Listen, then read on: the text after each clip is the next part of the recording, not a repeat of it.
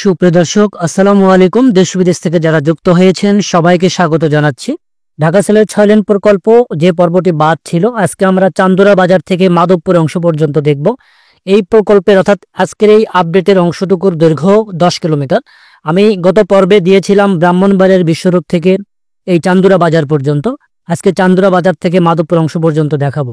দর্শক, এই মুহূর্তে রয়েছে ঠিক চান্দুরা বাজার স্টপেজ এলাকায়।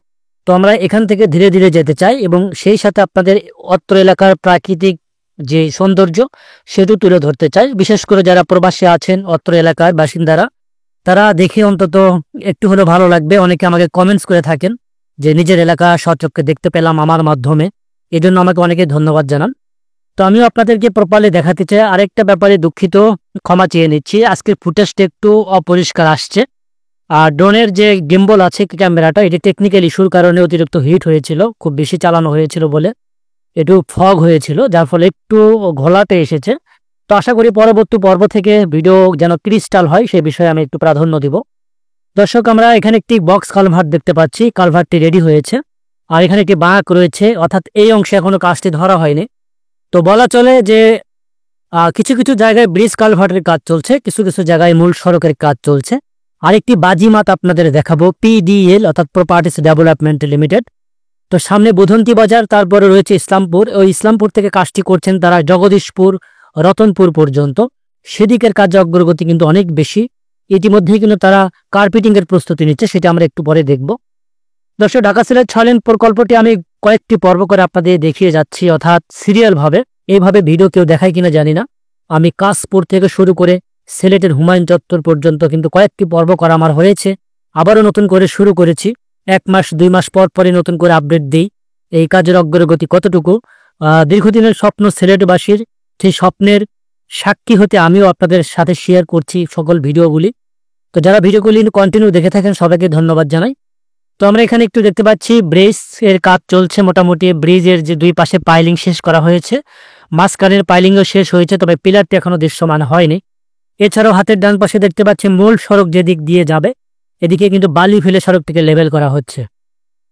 দর্শক, ঠিক আমরা চলে এসেছি একেবারে বুধন্তি বাজার এলাকা। আমি জানি না বুধন্তি বাজার এলাকার কেউ ভিডিওটি দেখছেন কিনা যারা প্রবাসে থাকেন। আমি ভিডিওগুলো একটু স্লো করেই যাচ্ছি। অনেকে আমাকে বলেছিলেন যে ভিডিওগুলি স্লো করার জন্য, বিশেষ করে বাজার এলাকায়।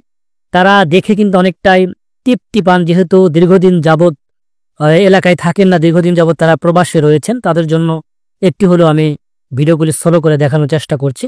দর্শক, এখান থেকে আমরা বুধন্তি বাজার থেকে এখন যাচ্ছি ইসলামপুর দিকে। সেদিকের কার্যের অগ্রগতি কতটুকু আমি দেখব। তো আজকের পর্ব যেহেতু মাধবপুর পর্যন্ত, আগামী সপ্তাহে মাধবপুর থেকে শায়েস্তাগঞ্জ পর্যন্ত, তারপরে আসবে শায়েস্তাগঞ্জ থেকে বাহুবল পর্যন্ত। আমি সিরিয়াল ভাবে ভিডিওগুলো দিব।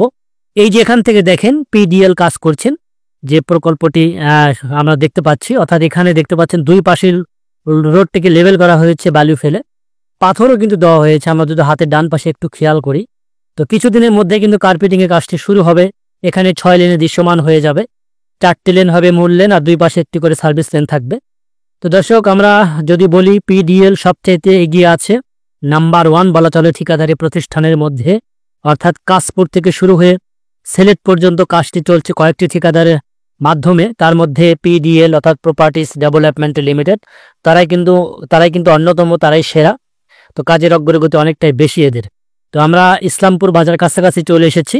এইদিকে দেখতে পাচ্ছি যে টুকিটাকি কিছু কিছু জায়গায় কিছু বালু প্রয়োজন আছে, এছাড়াও কিন্তু সড়কটিকে লেভেল হয়েছে দুই পাশেই। তো ইসলামপুর বাজার থেকে এখন আমরা সোজা চলে যাচ্ছি মাধবপুর দিকে। আজকে দৈর্ঘ্য 10 কিলোমিটার হবে, অর্থাৎ চান্দুরা থেকে মাধবপুর অংশ পর্যন্ত পুরোটাই ড্রোনে দেখাচ্ছে। আগে যেমন হ্যান্ড ক্যামেরায় দেখাতাম, তাতে প্রপারলি আপনাদের এলাকার প্রাকৃতিক দৃশ্যটি দেখা যেত না। যেহেতু ড্রোনের মাধ্যমে দেখছি, সড়ক প্রকল্পের কাজের পাশাপাশি অত্র এলাকার ভিউ কিন্তু আমরা দেখতে পাচ্ছি। দর্শক, অগ্রসর হচ্ছি আমরা মাধবপুর দিকে। এই অংশ দেখতে পাচ্ছি মোটামুটি বা সড়ক লেভেলে কাজটি শেষ পর্যায়ে রয়েছে। খুব শীঘ্রই এখানে কার্পেটিংয়ের কাজটি ধরা হবে। পাথর দেওয়া হচ্ছে, ইটের কুচি দেওয়া হচ্ছে, সেগুলো দিয়ে কিন্তু কাজটি এগিয়ে নেওয়া হচ্ছে। আর এখানে দেখতে পাচ্ছি একটা বাঁক রয়েছে, বাঁকটিকে কিভাবে সোজা করার কাজটি হচ্ছে দেখুন একটু। হাতের বাম পাশে, হাতের ডান পাশে, দুই পাশে কিন্তু জমি অধিগ্রহণ সেভাবেই করা হয়েছে, যাতে বাঁকটিকে কিছুটা হলেও সোজা করা যায়। প্রতিটা মহাসড়কের এক্সপ্রেসওয়ের একটি নিজস্ব ধর্ম রয়েছে, তাদেরকে সোজা রাখতে হয় দুর্ঘটনা এড়ানোর জন্য।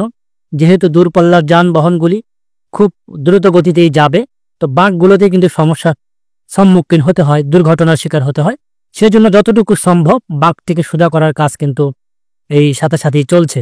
দর্শক, এই অংশ দেখতে পাচ্ছি বেশ কাজের অগ্রগতি ভালো।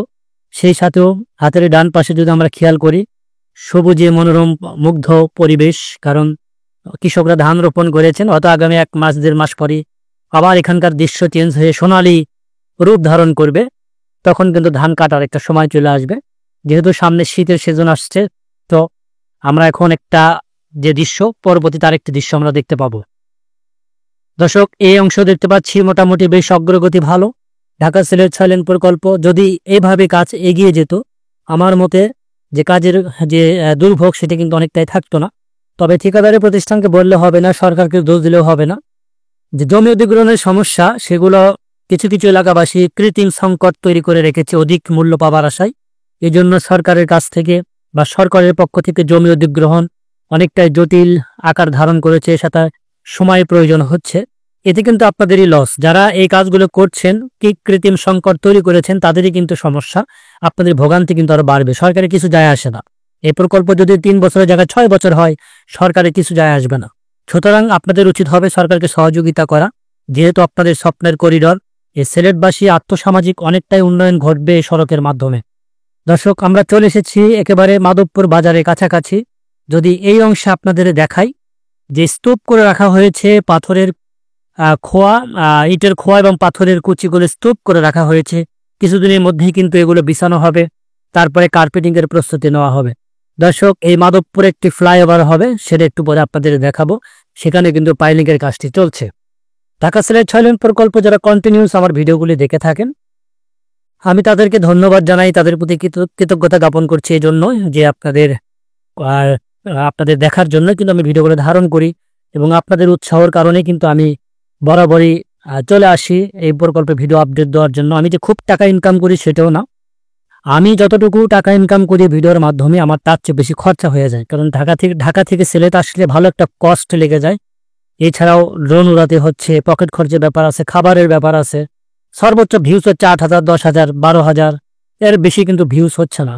তো সুতরাং আপনাদের বলে রাখি যে আপনাদের সহযোগী, অর্থাৎ আপনাদের স্বপ্নের সহযোগী হতে পেরে নিজেকে গর্বিত মনে করি।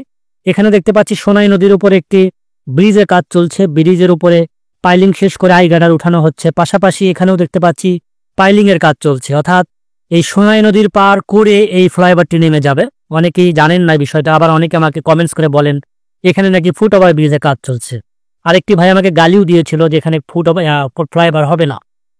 তো আমি বলছি এখানে ফ্লাইওভার হবে, যেহেতু ঘনবসতি জনবহুল একটা এলাকা, যার ফলে শুধু এখানে নয়, যেখানে জনবহুল এলাকা বাজার রয়েছে বড় বড়, সেখানেই কিন্তু ফ্লাইওভার তৈরি করে দেওয়া হবে। দর্শক, আজকে ভিডিওটি এই পর্যন্তই। সে পর্যন্ত ভালো থাকুন, সুস্থ থাকুন। আল্লাহ হাফেজ।